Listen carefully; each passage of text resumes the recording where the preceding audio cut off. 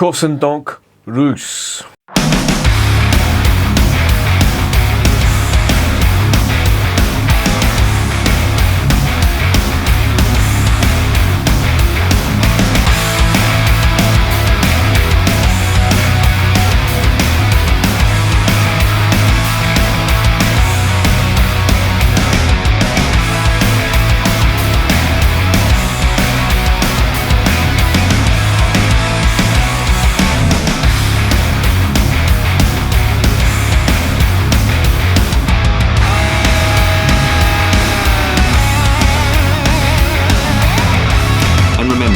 Life is too short to be drinking shitty beer.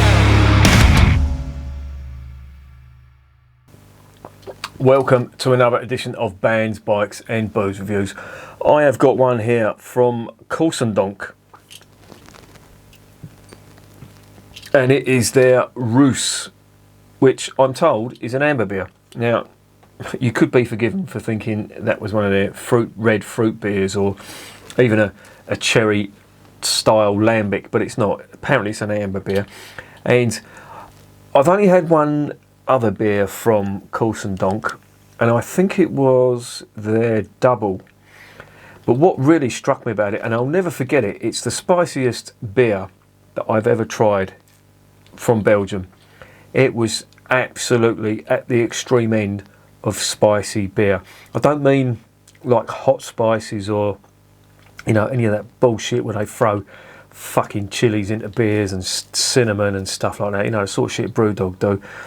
I mean the full spectre of, or the full range of Belgian spices, they were all in there, and they just overpowered everything else, which was a new one for me.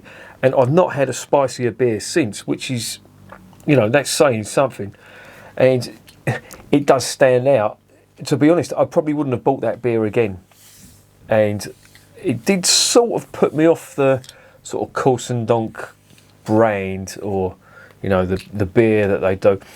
But a mate of mine, Campo, again, thank you very much for that, mate. Fellow West Ham supporter. We're a dying breed.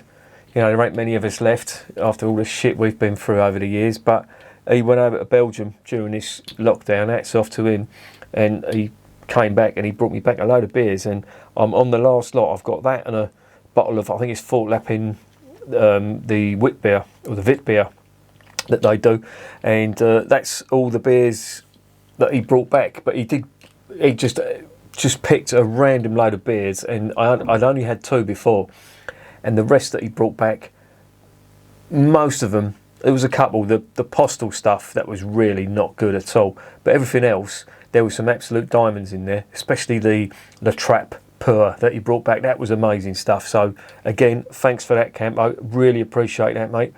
But this one, as I say, this is the Corsendonk, and it's a beer that, or the brewery can trace its heritage back to 1398, and that's no bullshit. It actually can, and it was an abbey and also a brewery. And there is a painting, I think, from the early 1600s, and it clearly shows. There's a windmill there, for grinding the malt and stuff, and you can definitely see there's a brewery there. So even if 1398 is stretching it, they can certainly trace it back to the 1600s. And they were closed in, I think, or the late 1700s by, of all people, the Austrian emperor. And I don't mean that little Charlie Chaplin, one bollocked, jodhpur wearing, riding boot wearing fucking megalomaniac. This was before him. This was in the late 1700s, or 1784, I think it was. And they reopened in the early 1900s, but their heritage goes back, and I think I could be wrong on this, but I think they're still brewing on the same site, and they do quite a range of beers, and they also do a label. It's not their own. It's not called Corsendonk. It's called Tempelia, and I think that's a Belgian amber beer.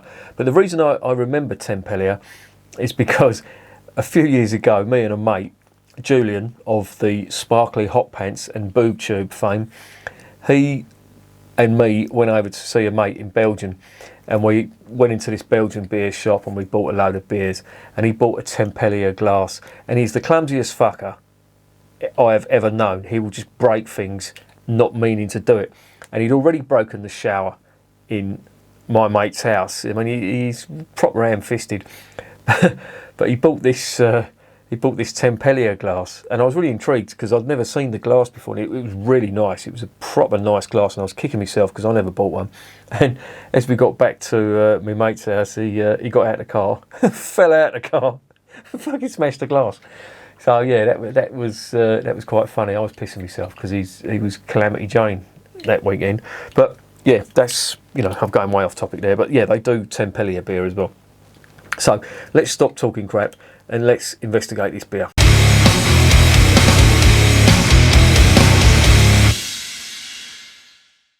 Right, it's a 330ml bottle.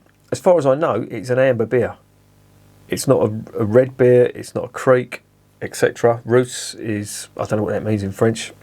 I spent a lifetime trying to avoid that gobbledygook, and I don't really want to start now. But it's 8%, and it's a 330ml bottle. And the ingredients are not in English. Oh, they write them so small, and I'm fucking Mr. Magoo. They're doing this on purpose. Surely, in this age of diversity, they should be catering for fucking blind midgets like me. Oh well, obviously not. Not in Belgium anyway. Let's get it open and let's see what's going on.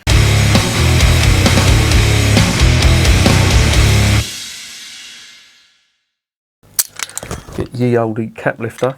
Try not to fucking decapitate myself with the fucking thing first. It's a plain red cap. There is nothing to see on that. It's going into the collection for a mate who is an artist, and he's apparently doing some project now that he's using beer caps from. It's going to go into one of these glasses because on the back of the bottle, on the label, I'll show you when I've filled it out, it's being displayed in one of these style glasses. I don't know what these glasses are actually called. Well, I can't remember. I'm sure I've mentioned it on my video of glassware. As you can see, it's an amber beer. Quite a lot of carbonation in there. Looks nice. Head is quite frothy. White 2.5 finger head on that. Now I'll just give you a gander at the label. There is the glass. Autofocus seems to be doing his thing. There's the stained glass going back to the Abbey. Or the Priory. It was a Priory, not an Abbey. Don't know what the difference is. There's a Priory down here somewhere, Aylesford. Funny enough, not too far from a working hop farm. But there you go.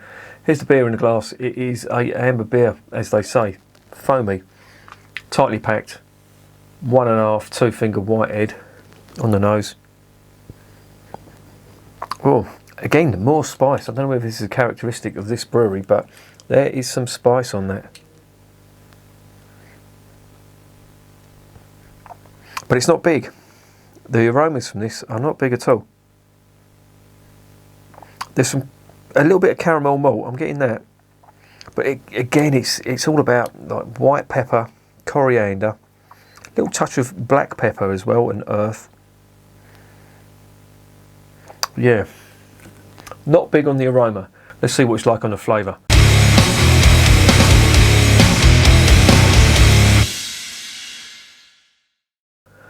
Bottoms up.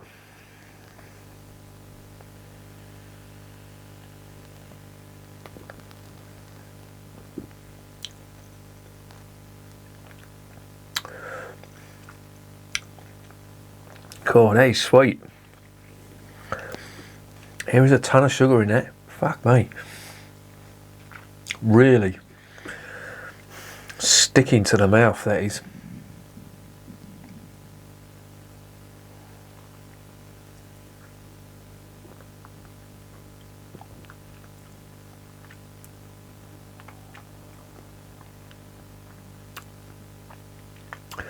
There's a little touch of bitterness on the arse end of it.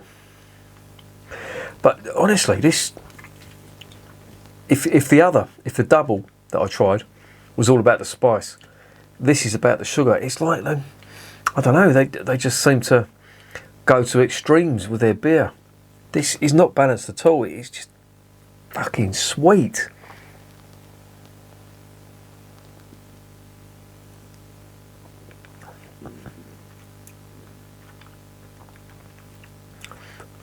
God. All I'm getting is caramel malt, sweet caramel malt, and candy sugar, and it's really big. And I just want to see what the ingredients are. Whether they put either glucose syrup. Oh fuck me! Do you know what? Give me 5 minutes. It's all in French, and it just says it contains wheat and barley malt. That's all I'm getting. But the sugar on this is just fucking insane.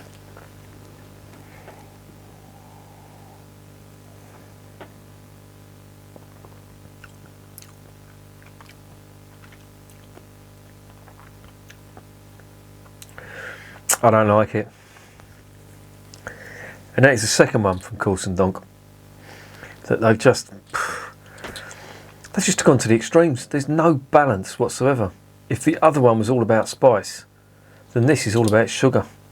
Maybe one day I'll get one that just contains, I don't know, yeast or ethanol. You open it up, it'll just be clear ethanol. I don't like it. It's too sweet. Way too sweet. To the point where there's no aroma because there's no other type of flavour in here. And that's why the aromas aren't big. It's just like a little bit of sweet caramel malt and a little bit of candy sugar. They're very subdued, and then on the palate,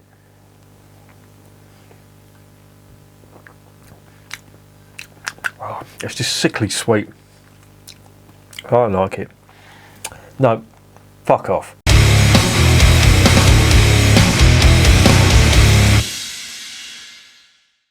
So what's the verdict on Corsendonk Rousse? In a word, too fucking sweet. Don't like it. Nah, they've just gone way over the top. And as I keep saying, there's no balance with these beers from Corsendonk. The double was just fucking overwhelmed with spice. This, the amber, is just overwhelmed with sugar, and it's 8%. You'd expect a little bit of ethanol. Nothing. It's just sugar. You may as well get some warm water, dissolve a load of sugar in it, leave it for a while, let it cool down, sup it, and that's what you'll get. You know, if you're trying to give up drink, pretend it's a Corsendonk, and you know, you're fucking well away. I don't like that. That's going to get a 2 out of 10. That's going to go down the sink. It hasn't put me off Corsendonk. Now, it's my mission now to... the next one I try from them is probably just going to be another particular style of flavour. Maybe it'll be just hops. Maybe it'll just be malt. Because I've had the spice and I've had the sugar. So who knows? But that, if you've got a sweet tooth, put it that way. If you have, like, you know, you like sweet things, you may like that. But nah, that is not for me at all. That's a 2 out of 10. I'm not going to recommend it unless you're on a fucking mission to get diabetes. And remember, I'm drinking this shit, so you don't have to.